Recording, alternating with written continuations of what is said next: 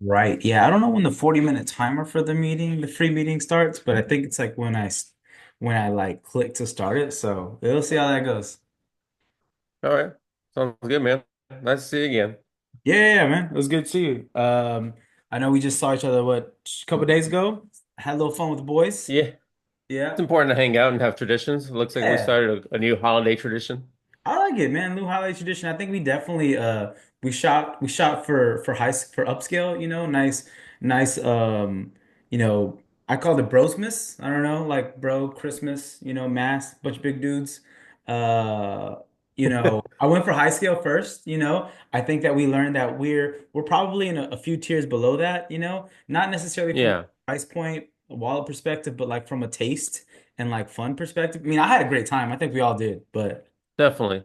Yeah, no, we all have maybe we all have the gutter palette. I don't know if it's just a fresh out of school kind of thing, adult budgeting kind of thing, but as um soon as someone said Texas Roadhouse, I was like, damn, that was the play. We're like Chili's, but I like how we yeah. all had our limits, right? We were like, man, Texas Roadhouse, and then like someone brought up Chili's, and then I was like, hey man, Applebee's, and people were like, no, like just don't like Yeah, don't stay away from Applebee's, and I was like, you know what? yeah. Yeah, like there's nothing, no shade against Applebee's, but like I think alcohol is too cheap there. Like I shouldn't be able to get blitzed for like. Irresponsibility. Yeah, dude, it's irresponsibly cheap. And it's Yeah. also like very sugary. So not only are you hungover with like Taka, you're like below the bottom of the shelf, you also have a bunch of sugar, like so I think maybe we can for next year and going forward, we definitely started the high end on a good meat steakhouse, which we didn't even get any entrees. We just did only apps and Right. bottles of wine. And I think that was a good play, man. Like, I We think got to try a lot of the menu. we had all the appetizers, and then we ended up with. We tried all of them. I think we had all the appetizers at least one round, and then we had just a bunch of bros eating oysters together at the end of it. Like that was kind of like the little nightcap. So I had a good time. I hope everyone else did too, and I'm looking forward to compounding years of that. With the appetizers being what they are, I think our waitress was expecting something real big in terms of entrees. Like, man, these guys are just doing 2 rounds of appetizers. Like, this entree is Yeah. gonna be, they're gonna go heavy on the entree, and Well, then we just left. That was our entree. She was a pro because, like, we were putting the second order of appetizers, we were putting the second order in of appetizers, second round, and then she was like, "So, do you want to space this with your entree or not?" And I was like, "Oh, she got us, man!" Like, she knew exactly what the fuck we were doing. She was like, "These motherfuckers are not gonna eat entrees; they're just gonna eat appetizers." And then once we level set that expectation with her, I felt like the whole meal, like, she was more chill, like it was a little more fun. She was coming Yeah. over, cracking jokes and having a good time and stuff, So I think that once she figured us out, she was like, all right, these guys like they're kind of funny. They're not gonna like spend, like a bunch of money, but they're also like low lift. Like we didn't even require a lot. We were just hanging out. It went from like a steak tip, 6 steak tips to 6 entree tips. I, I had a So she's blast. like, all right, she's like, I'm chilling. I had a blast though. I do I not need to think perform for these guys. yeah, no, it was a lot of fun. But no, hopefully we do it again. I think one thing that I learned from that is we have a great I think we have a really good network of dudes, a network of like-minded dudes. Even before the dinner started, Solid core. they were all talking about, things that they're doing and business they want to do and like ideas and stuff. And I was like, man, like I think we have such a great network of like friends and people in our circle, that I think that's kind of what we talked about. Again, I know we talked about our, what we're doing here, but I don't remember all the details, but I remember like talking about like a format. Like it was fun, and I think other what I learned is that like our group of friends is like down to kind of jump in every once in a while too, which I'm like excited to figure out how we can plug them into, if we're thinking about pitching or if we're thinking about like ideas in the beginning or, like just having like a group of people at the end that we can pitch to like what we put together. I think that'll be fun. And also I think they'll roll us too, like they're not gonna like let us get off easy. They're gonna be like, hey, like this is great or it sucks. And then, here's some things to make it better. And I think that that's one of the things that I was like really happy about. I was like, oh, cool. Like we got some dudes that that can jump in with us and just have some fun every once in a while with us. So I'm looking forward to that. How we kind of incorporate that as well. Yeah, one of our previous episodes, we discussed the importance of leveraging the people you already have in your life. Like, I mean, develop the skill to go out there and talk to people and get people in your team, on your network. But at the same time, don't forget the people you already have. I mean, we have a lot of talent already in our backyard. We have a lot of relationships that we've already built. And like you said, a lot of talent and a lot of good expertise and opinions and different industry knowledge to help us through any one of our ideas. And then you also mentioned that we have a good enough and strong enough relationship where these people aren't necessarily people who are going to lie to us. They're going Hmm. to give us real good feedback, Sure. which I know you were eager to talk about the mom test on today's pod. So you want to start there? Yeah, no, I think so. Like, and it was a book that I just when I read books, I sometimes get recommended from like other books to that, like from there. And one, no, actually, this was from a podcast. So I'm gonna try to bring it up real quick. Not necessarily the podcast, but the mom test. And basically, Let's just play 30 minutes of the podcast. yeah, You know, our yeah. time. Let's play 30 minutes of that. Just enough that we don't get sued, but There you in that way. But no, yeah, the mom test. It was actually a really interesting one, and this is something that like I had problems with because I did do like like a class. It was called like Cougar Venture Fund. Can you see my screen by any chance? That's coming. There you go. Yep. Okay, cool. So yeah, I did this class, and one of the hardest, basically, it's no, it wasn't Cougar Venture Fund. It was Red Labs Pre-Accelerator, and basically one of the things that they talked about was like, hey, the importance of getting out there and talking to people. Like you can get all the data you want, you can all look at all the charts and the graphs and blah blah blah. But one of the most important things, the ability to go out and talk to people, right? But one of the things that I found that was so hard was like for me specifically was like, and this book is really short, like if you look at it, and I think this is also on Spotify, so Spotify Premium, they like if you're that that you have a certain amount of hours you can read, but anyways, 136 pages, so less than 200 pages. It's more like a pamphlet than a book, but really worth it, I think, because one of the things that it kind of like helped me do was like phrase questions that you're asking people in a better way than saying, hey, is my idea good, because like the whole idea of the mom test is like, if you ask your mom if you have a great business idea, she's gonna be like, yeah, that's a great idea, you're my son, but like Yep. it's about like putting the questions in a way that's more kind of objective and like and less like, hey, validate my idea, but like, hey, like let me try to pick, like let me actually like try to pick your brain and learn more from you, learn more than validate my idea, right? And that's kind of one of the things I learned from here, this book specifically, that I hadn't really heard of or seen anywhere else, and I highly recommend it. Great book, really fun read. And it's not the newest book, 2013, so it's been around for a while at this point, but still, like some of the things in here, I think can be really beneficial, especially as you're building things or starting things and asking people for their advice or feedback. But you don't want them to just say yes. You know what I'm saying? You want them to kind of pick your brain or pick in there and give you some good objective feedback for you. The back of the book synopsis is the mom test is what most of us do. We ask people who know us if they like our ideas. Every Hmm. part of that is wrong. So it seems like Every it's a part. book focused on making sure we're asking the right questions and formatting your questions in a way in which people are forced to be objective. Exactly. Writing questions better.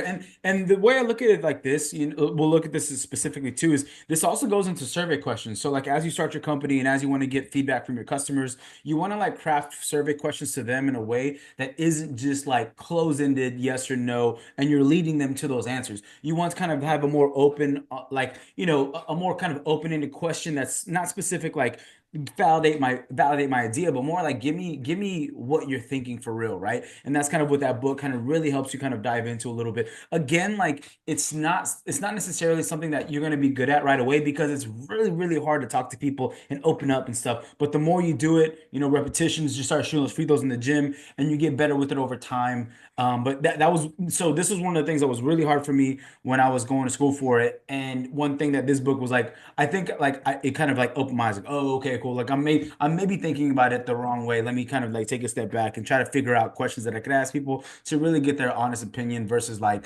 like my idea. Right.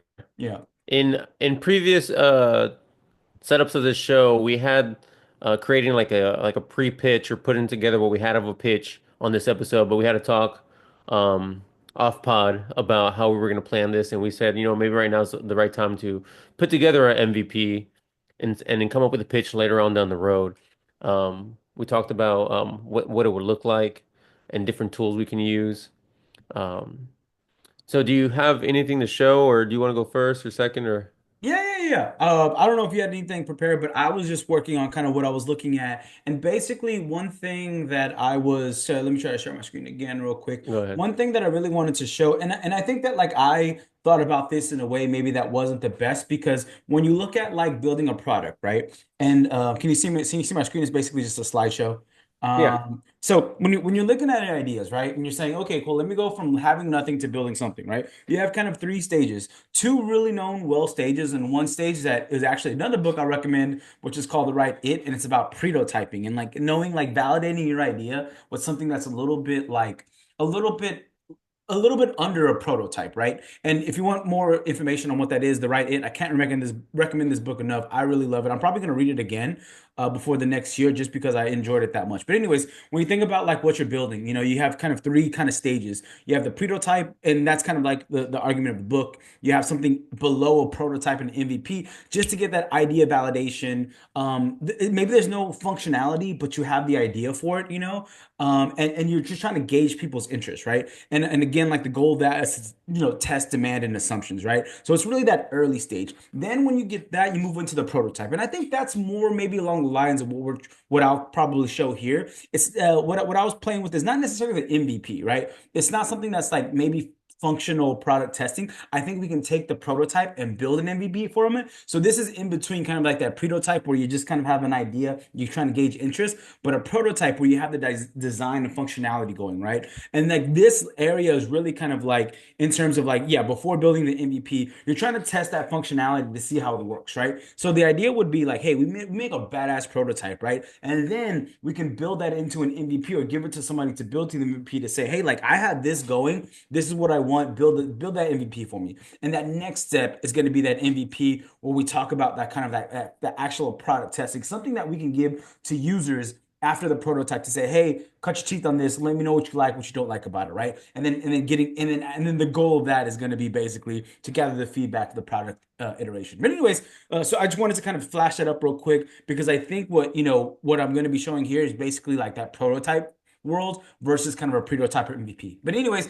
I know prototyping is probably new to some people. It was new to me, but in case you want to like look it up, which I definitely recommend, look up the book to write it. Again, under 300 pages, so it's not short, it's not long, but it reads really fast, and I think it's like a really good any idea you're gonna go for. It really helps you decide like, hey, should I build this? And basically, it all comes down to like, hey, am I building something that's solving a problem, right? And it's how you can validate that thing that I'm building something that's solving a problem, right? Versus just building something to build it. Um, but anyways, I'll stop right Perfect. there. See if you have any questions. No, so I'm All right. excited to see the prototype. Was there ever a prototype, or what So would a prototype be? Was it, I know when I first had this idea, I sketched out on paper kind of what it would look like. So this one's more, yeah, this one's definitely more of a prototype, right? So we're kind of like past the idea validation phase. I guess it could be kind of in the middle of both, but I want to say it's more prototype than prototype because a prototype, kind of an example, would just kind of be like a website, right? Just like a website that you can go to like put in to get people's interest to see if they're like interested in your thing. Well, so one of that was probably not the best way. One of the best ways that I can think about, and they mentioned it in the right it, is almost like they talked about Palm Pilot in the book, and I know people are like, people that are older than millennial or younger than millennials, like, what's a Palm Pilot? But Right. anyways, so basically, the guy who It's a invented the Palm, smartphone with buttons on it with a yeah, keypad. basically. It was basically about as big as a book, right? But anyways, the guy who invented the Palm Pilot, he basically made it out of a block of wood, and he like used it. He used his block of wood Palm Pilot as his prototype to see if that was like gonna solve his needs. So when someone would come up to him and say, "Hey, like, do you have space for a meeting on Thursday?" He would literally bring out this block of wood that was built to mimic what he wanted the design of the Palm Pilot to be, and he would try to use it and see like the different ways he would use it, right? So that's one idea. The other one is kind of like Mechanical Turk. I won't butcher kind of like the history of the Mechanical Turk here, but basically there's like, there was like a mechanical device that people thought was kind of like a robot, but really it was just like someone inside of it like using it, right? So like those are kind of like examples of kind of a prototype in terms of like you're not lying to people, but you're also kind of like using something. You're not building it out, right? You're kind of more seeing like, does this solve a problem? Do people need this, right? So that's kind of like how you can think of a prototype. So this is going to be more of the prototype world. And so one thing that we wanted to do with this show specifically is like look at different ways you can use AI to kind of be that kind of that resource that maybe you don't have the capacity or the means to buy, right? So right at this point, maybe we would need to bring a CTO in or a junior developer to build this out for us. But what we were gonna do was just like, hey, I'm gonna use this app called Replit, right?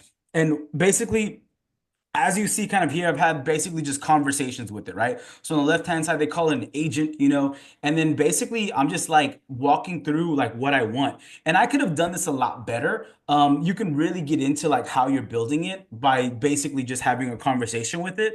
And so like, what the output is the stuff on the right, right? So the left is like, I don't want, let me see, like change the button color to shades of blue. Let's try that.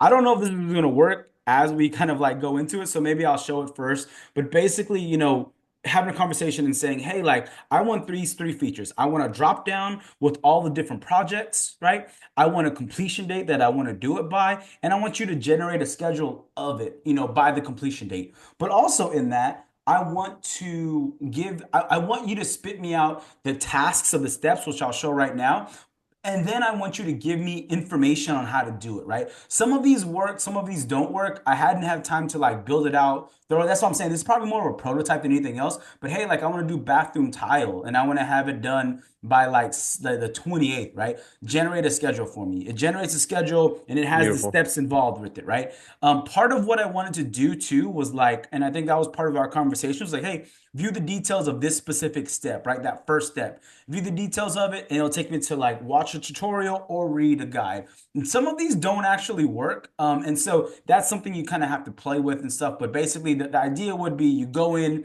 you watch a tutorial video, and then it takes you there and does it, right? Or if you want to read a guide, it would take you to the guide of it, right?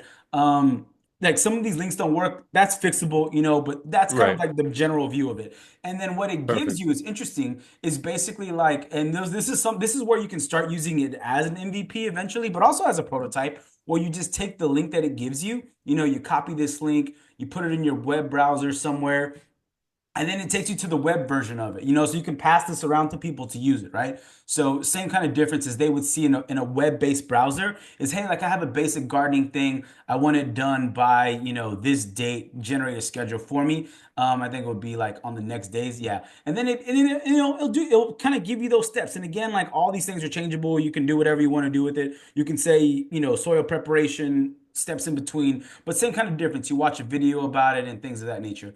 But yeah, no, basically that was the goal of kind of what we wanted to do with this was basically use, AI software to help us build this, right? To build a prototype MVP. And just to kind of show, and then and show it up real quick, change the button colors and shades of blue, right? It's gonna go, it's gonna think, it's gonna like do its magic on the back end. And the cool thing about that is you can kind of see the progress that it's running through in the console and stuff. So if you're really into like nerding out about it, those are things you can do. And then it gives you kind of like, oh, thinking, and it gives you like a spit out of different variations of it. So I've had a lot of fun with this. I haven't really got too in depth with it, but I was able to get in here and basically build this in like, I don't know, like basically build the framework of this in, I don't know, 30 minutes, to Right. get to this level right here, Beautiful. Yeah. I think you have all the bones of what we set out to do. Yeah. Um, DIY home improvement, generate a schedule. It's a freeway on the way to where you're going, and Hmm. there's several exits along the way. You can go straight there if you know what you're doing, and you just need a schedule to keep you Yeah. accountable, or it has stops for you to get off and learn how to apply the motor and how to lay the tiles. So you have all the resources along the way to figure it out on the steps that you don't know how to figure out. Exactly. And part of this is also like to show you exactly like, oh, I don't know how to do different cabinets, but okay, cool. Like let's step you through that. And see, like, so in that, just saying, hey, change it to shades of blue. I like that color better. Already spit it out. And then the web view of it's gonna kind of look the same, copy it over, put it in there, bam, up there. And then from there we can take it. And I think that's what will have fun for me and you to kind of get on like a live version of this and just start playing with it because I also can add contributors here. So I'm pretty sure I could just like invite you to this board so you can use it as well. So yeah. Oh, Yeah. actually, yeah, I could do that. Okay, cool. So I'll do that after, so we can kind of, jam on about it. But yeah, man, I think like at this point we have like a prototype like that we can use to start like getting people's hands, test it ourselves, break it, and then when we want to move on to the MVP, that's something that's doable. Again, using AI to kind of plug the resource holes that we have. I'm not a developer. You're not a developer. But this I think gives us enough ammo for us to say, okay, let's see how we would build it. And maybe this version of this doesn't work. Maybe we get in there and we play with it and we're like, hey, this kind of doesn't fit the needs. Okay, great, let's scrap it and then build something else from like not a zero starting point. Right. On my side, and great job by the way. Oh, thanks, man. On on my side, let me see. I'm Oh yeah. sending you a request to share the screen. Yeah, stop share, allow. Boom.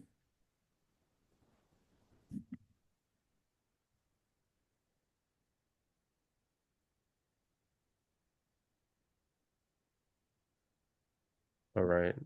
Ooh. What are you seeing? Oh, I like this. I'm seeing your Adalo. Yeah.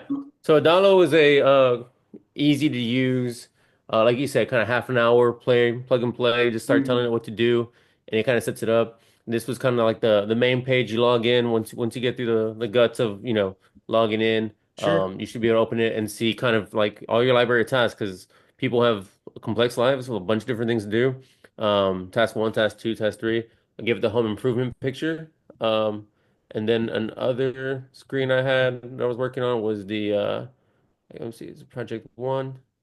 Yeah, kind of task. I wanted from my time in home improvement remodeling, I kind of wanted to give everything like a ticket number. Yeah. So Oh like yeah, ticket system. every Yeah. like a PO. This is task 001, and then you just continue to have different tasks that finish at different times. Maybe you have like a banner picture, like a picture of that unfinished garden, a mission statement, something kind of like I wanted to add a little bit of accountability user generated before you get all the nudges from the AI saying, "Hey, it's Friday. Don't forget to get that soil." And then the task list is kind of um, a group. It's like the entire menu of all the stuff you got to do. You click on that to continue tasks. So you just pick up wherever in the process, continue tasking. It takes you to all the tasks, and it'll have task name, plant the soil, um, you know, uh, find consider the type of plants needed for the type of soil you have, and it'll give you like kind of plugging into what you have, those steps, each step, like we said, part of an exit on the freeway, it'll tell you how much time is remaining on that task. That way you kind of know how much time you need to, put into each task. Yeah, no, I love it. I love it. Let So me show you.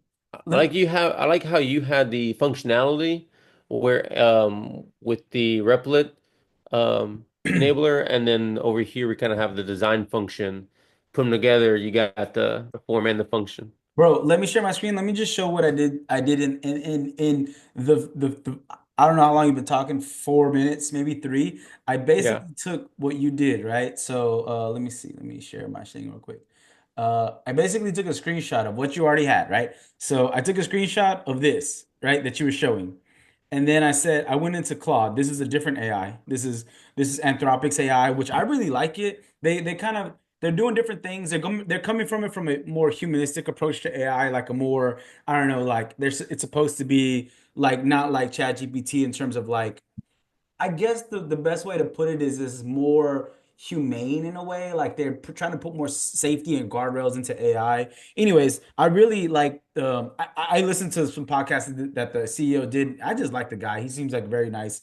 He seems like very like just approachable and stuff. Anyways, they're going through they're going through AI through a different perspective, right?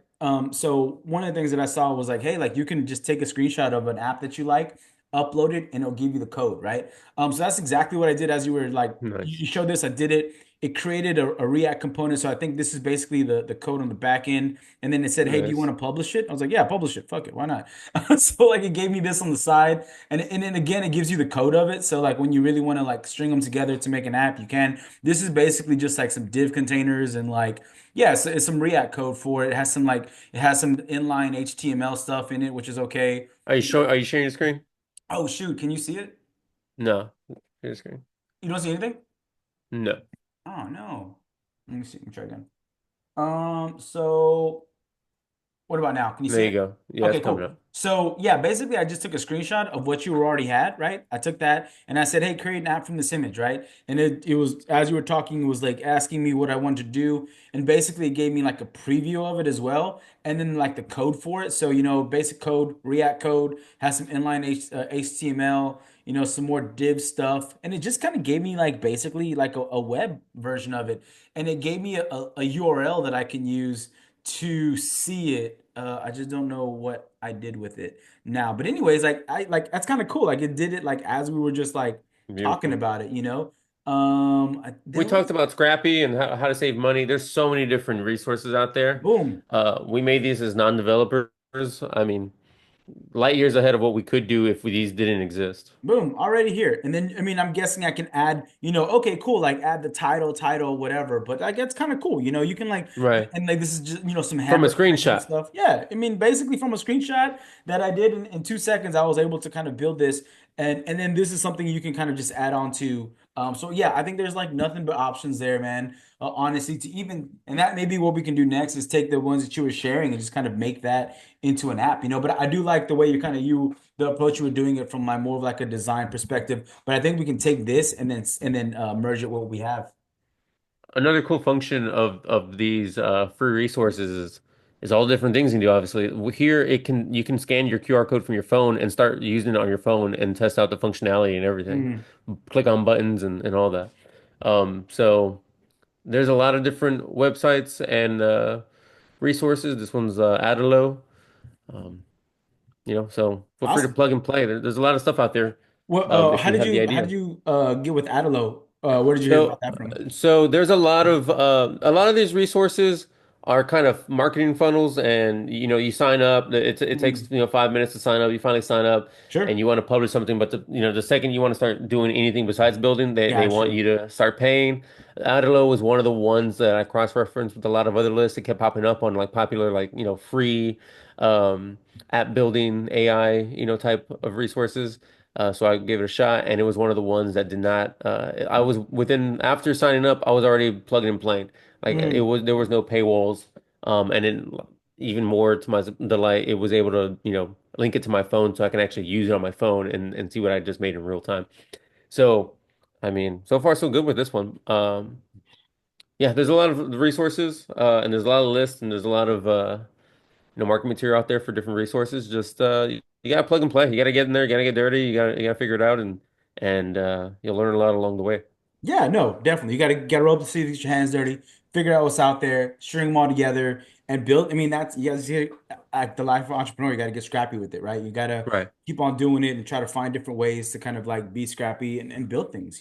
Sometimes with little to no resources. Just do people who are doing this on the side to have fun and learn. And being able to even get that far, I think is pretty cool. For sure. And I want to commend the approach during our one of our like pod like kind of planning calls. We talked about, hey, why don't you make a version? I'll make a version, and then we just kind of see what we Yeah. made. And then so already just two different viewpoints on how to approach the problem, and we have two different solutions here. So I mean, obviously our team's better for it. But yeah, I mean, if you're a solo entrepreneur and you're on your own, no team, I mean, give things different drafts, try different Mhm. approaches. Um, there are to anything that you're making, anything you're creating, there's the design portion of it, like what it looks like Mm. and its sex appeal, so to speak, and then there's the guts, there's the brain, there's everything that actually does anything. I Yeah. mean, you need both things because at some point, whoever you're investing or pitching to for them to invest is going to be looking for components of both. Yep. You can't be too one-sided because that just kind of speaks to you as a person too of or team where you're focused maybe on one thing and you have a complete blind spot on something else. Yep. So, Yep. you know, tying it back into how we started, the mom test, getting feedback, talking to people, making sure that you go into the investor meeting with as little blind spots as possible, slash everything already covered, everything already considered, and you have answers for everything. Know There you your go. business, like we talked about. Know your business. Yeah, definitely know your business so you can actually pitch that to somebody else, you know. I'm really excited about like when we get to like the end. Like I know we were talking earlier about like how we're kind of changed this format a little bit to how we originally started, but I think that like that it's going to be a good progression to like, hey, we get all these pieces together and that's our pitch deck, right? And then we Yep. can kind of think about that, string it all together, the financials with the market, with the go to market, with your TAM, with your early MVP or prototype, like, and then at the end of it, having like that whole picture. And, I think that's going to be the fun part is like, having a couple friends on or something and being like, hey, like, this is what we're doing. And having them get that like honest, visceral feedback is going to be fun. And when we first pitched this to each other, we talked about like, hey, this is season one. This is our first go at it. Mm. We'll have season two, season three, different ideas, different Yeah. inventions, startups. Um, and along the way, let's just say it's season six already of us doing this. We're already gonna have so many resources that we've already discovered, so many different ways to Oh, leverage yeah. our ideas, so many different ways to get stuff done that maybe we couldn't get done on our own without AI or without the internet, without, Five or without any of these resources that we've discovered along the way. So I'm really excited for future seasons, Dude, future yeah. ideas. Off screen, we do have a file that we started of all these different ideas that we just kind of throw at them. Some way better than others. Yeah. Um, but like kind of Ed Sheeran said, like when he wrote, I was watching a New York Times profile on Ed Sheeran, and he was talking about his hit "Shape of Your Body," and he was just like, "This is literally my like 10,000th song." Yeah. He's like, "Everything before this, like you didn't want to hear." Yeah. And Malcolm Gladwell, too, has that philosophy of the 10,000, hour rule. But to Oh, get dude. proficient at anything, to be good at anything, to get there, to know what you're doing enough, to be um, competent enough to then be creative and then invent and reinvent, Hmm. you have to put in the work. Like you said, you say it beautifully all the time. Like, hey, you just gotta be in the gym. You gotta shoot the free throws. Right. Got You to. gotta get your reps in. You're not gonna be on your 10,000th rep without getting past 9,999. So I'm excited for future seasons. I'm excited for all the list of ideas we have. I'm excited for how we're gonna reformat the rest of the show moving forward and how we're gonna do future seasons. Yeah. I think we got a good team, and like you said, our network is extensive, and we got some good players in there. So I'm excited. Yeah, man. When we were talking about it on Thursday at the dinner with the dudes, and we were just kind of like powwowing ourselves and stuff. I was like, man, like I think season two plus, like, I mean, obviously the season's fun, but like I think we learned a lot. Even so far, we're only halfway done, maybe. Yeah, right. So like I think we've already learned a bunch of stuff. We've already kind of played with the format a little bit, which I think like is going to be even more fun next season. That's right. This is cool. We're learning. Yeah, yeah, yeah. No, for sure. And I'm really excited for like season two when we kind of like in the beginning change a little bit and figure out the ideas because I think that's part of the fun too, is figuring out those ideas that even people would, think are interesting. Because I think I Right. I know what's fun, you think you know what's fun or interesting, but getting other people's perspective and doing like a pre-pitch on those things and like, championing one thing and seeing how it shakes out in the beginning to then build the business on, to then get a pitch at the end is going to be fun. I think we'll really figure out what that looks like and yeah, no, I remember walking away from that being like, oh man, that was so fun. And like I think it was like, oh, it was like probably, well, this it was like this morning, like I was up early at the gym. I was like, I want to text him, but I don't want your like phone going off at like 4 in the morning. So I was like, let me hold off a little bit and Yeah. I'll text him at a more reasonable time, like 5:30 in the morning. 'Cause I was just like so I'm glad excited. you did. Yeah, I'm glad Yeah. you did. Like that's the fun part about being a team. When you're working solo, you got to motivate yourself. Oh, You got to text dude. yourself. Because Yeah. on a team though, you can tag in, tag out, just like wrestling. You getting No. your ass beat, you can tag out. If your partner sees you getting your ass beat, they can reach in and Yeah. tag you out. Like Yeah. the suspenseful WWF matches back in the day. Exactly. We Exactly. also talked about maybe a bonus episode somewhere down the road, or maybe it becomes part of episode one, or maybe a quick 5 minutes towards the end kind of thing. But we talked about just getting ideas from the community or from, future listeners. And maybe they're not the best ideas, maybe they're even bad ideas. And our job is to then turn it into a legitimate pitch. I How love the can we get idea of a it? bad idea. Like I like it's just like If you fucking can like get a bad idea and still pitch it, plug it into the template, and it with still a works, straight and you can face. still, yeah, you can still convince someone maybe somewhere. I think then it'll work really good on your great I love ideas. the So idea of that's pitching something like underwear for cats to like our friends, and they're just like, get the fuck out of here. yeah, That is a huge TAM. That's a huge yeah, upside. right, yeah. But right tone, right message, real sexy pitch deck. I think we might get $5 somewhere. I think we could do it. Even if it's just pity. It counts. Yeah, yeah.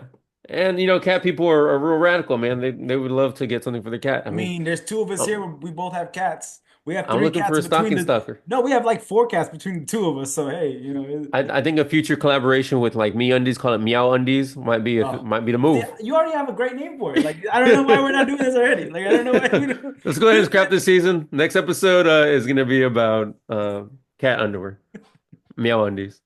I mean, not so bad. Not so bad. Yeah. So back to MVPs.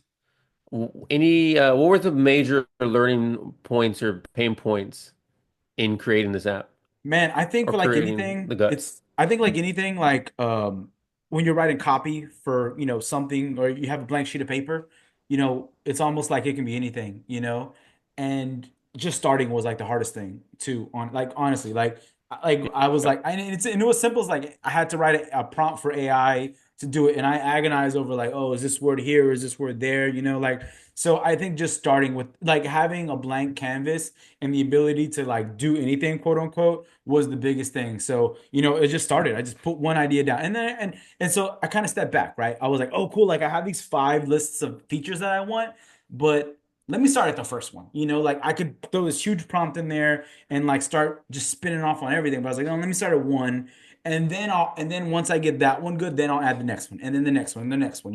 And I think that was the biggest thing for me is just starting and almost like starting at one versus trying to start at five. So that was pretty tough, but I think it was something that that took the longest for me to get over.